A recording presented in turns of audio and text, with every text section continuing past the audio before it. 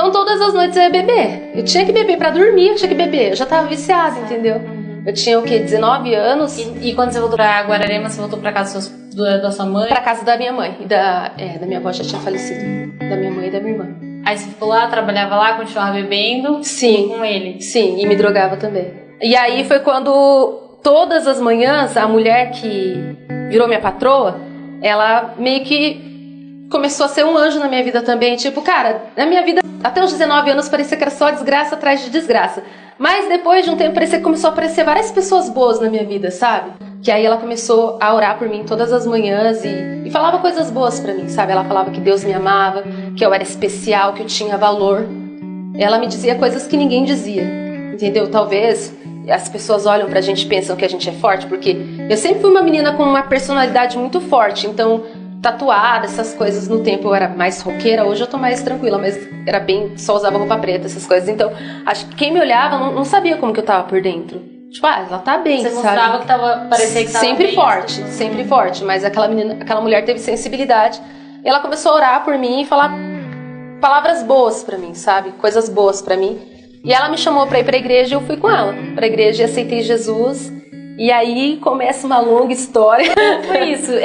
Antes você não acreditava em Deus? Não. Foi quando ela começou. Mas quando ela começou a falar, você já estava mais aberta pra acreditar ou não? É que na verdade eu era indiferente à existência de Deus.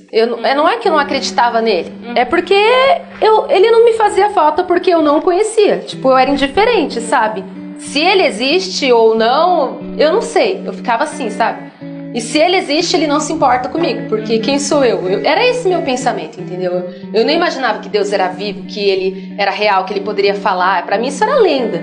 Se alguém falasse pra mim que Deus descesse na terra e falasse com alguém, eu ia falar que isso era coisa de filme, tipo mágica. Não ia falar, nunca imaginava que isso era real, porque na minha vida tudo era muito cético, tudo muito frio, tudo muito na razão, entendeu? Mas milagres existem. E aqui nessa terra, prova, né? entendeu? Milagres existem e eu vivi um grande milagre na minha vida. Foi quando, depois que eu aceitei Jesus, entrei numa prova que a vida é uma caixinha de surpresas. A gente nunca imagina o dia de amanhã. Uma hora você tá lá em cima, mas uma hora você pode estar lá embaixo. E eu passei por isso. Na prostituição eu tava lá em cima, tinha tudo. Só que de repente eu perdi tudo, fui pro fundo do poço. Depois que eu aceitei Jesus. Porque eu não queria mais voltar a me prostituir, que aí eu e meu ex-noivo a gente terminou. Quando eu aceitei Jesus, a gente terminou. Porque ele não acreditava? Ou ele era ateu.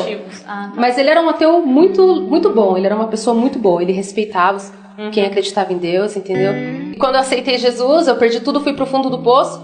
Ou eu voltava a me prostituir, ou eu tentava recomeçar na dignidade, né? E aí foi quando eu decidi recomeçar na dignidade do zero. E aí foi uma prova que eu passei. Cheguei ao ponto de ir pra rua, não ter onde morar. Perdi tudo. Que eu briguei com a minha mãe no tempo. Você brigou com a sua mãe? Briguei com a minha mãe e aí meio que saí de casa. E aí começa a minha história mesmo, né? O grande milagre que eu vivi. Fui pro fundo do poço, viciada em droga, viciada em bebida, não tinha onde morar. Imagina, acabou pra mim, né?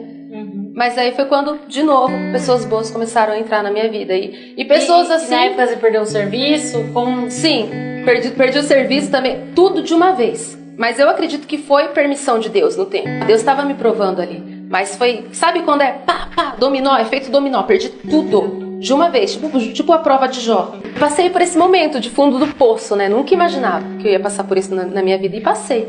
E a vida é assim, né? Tem gente que o fundo do poço é um câncer, sabe? Às vezes a nossa vida é uma caixinha de surpresas. Mas é nessas horas que eu acredito que a maioria das pessoas encontra Deus. E é na hora da dor.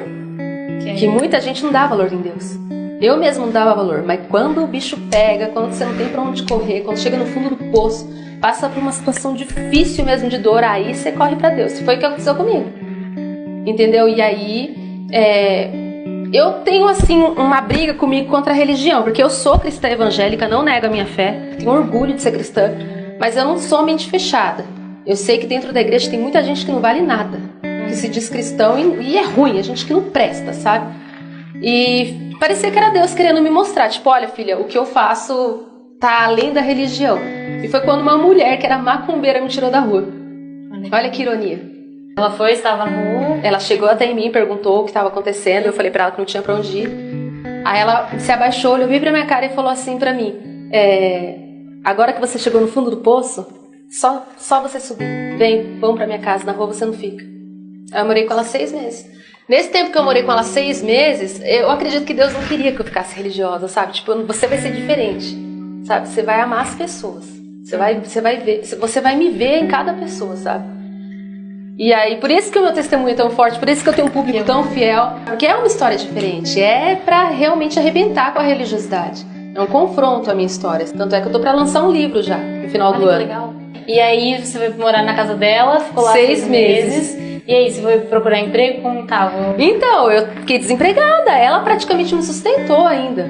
Olha isso. Só que nesse tempo que eu morei com ela, eu tinha ganhado uma Bíblia da minha ex-patroa e eu comecei a ler a Bíblia todos os dias. E ela me respeitava. Ela tinha a religião dela, eu tinha a minha no tempo, porque eu já tinha aceitado Jesus.